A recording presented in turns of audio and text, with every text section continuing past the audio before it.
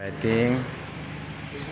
Naidatinan ko ito po. May next batch pa ng wedding. O, napakagandang decoration niya. O, ready ang mga interior design. Pwede na po for the napakagandang dress. Sa amin, simple lang po nung una. Pero napakaganda. O, may mga hawla pa na may ginto-ginto sa gilid. O, yan.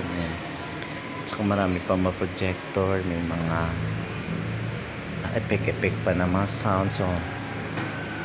So siguro medyo sayamanin tong kakasal, kaya medyo maganda ang kanya decoration. So ito yung magawa lang naman sa plastic, pero okay ang kanya decoration. Ito may hawla-hawla pa. Yan yan. May mga design pa, mga brillantitos. Yan. Sa susunod na kasal po, ang design nila is parang mga brillantitos po. Yan.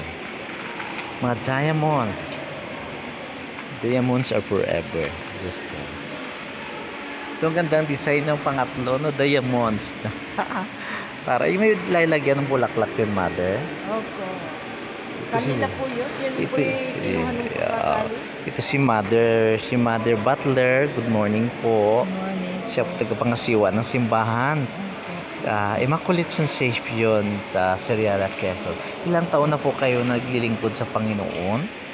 Bali, 2012 po ako.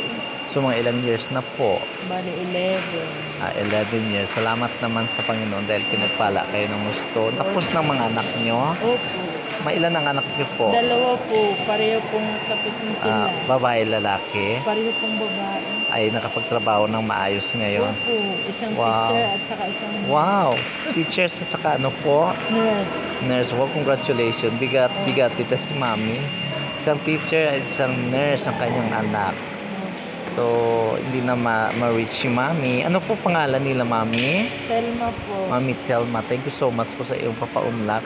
Nagbablog po ako, Mami. Kaya nagpapasikat ako sa vlog kung sakaling magkaroon ako ng babalik ako sa bayan na ito dahil napakasaya pala ito. Salamat po, Mami. Salamat sa Panginoon dahil sa kabutihan niya sa buhay niyo na ginamit po kayo. Salamat po, God bless us. Ako po si Kuya si Henry. So, friend lang din ako kinasal. Yung kinasal yan ay taga-Pasig. Hindi naman sila yung medyo may umangat sa buhay. Medyo konti lang. So, ang parang kinasalan, parang tutoy lang ang lalaki, parang bagong Sir Tuli lang. Opo nga. Pero ay mayroon daw kunting mga taniman dyan ng mga gulayan sa Concepcion. Concepcion pa ba? Yes. Taga-Concepcion po sila. Opo. Hindi ko kabisadong lugar. Basta sa loob ng mga bukid, parang mga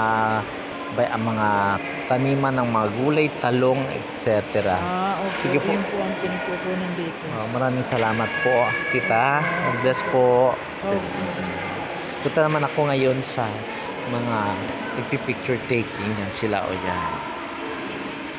Ito yung mga sponsor ng mga babae, nagkagandahan. At sa yung bride at sa groom mo. Hindi lang na paggapuhan. Maliit lang din sila. Ayan. Yan po sila yan. Hindi naman sila pa-shoutout muna kay Thea na maganda dyan. Hello, taga-Bliss po ito, anak niya. Ito, udak at sa kanya ate Mian. Hello everyone. Maganda. Ganda. Sige, thank you so much.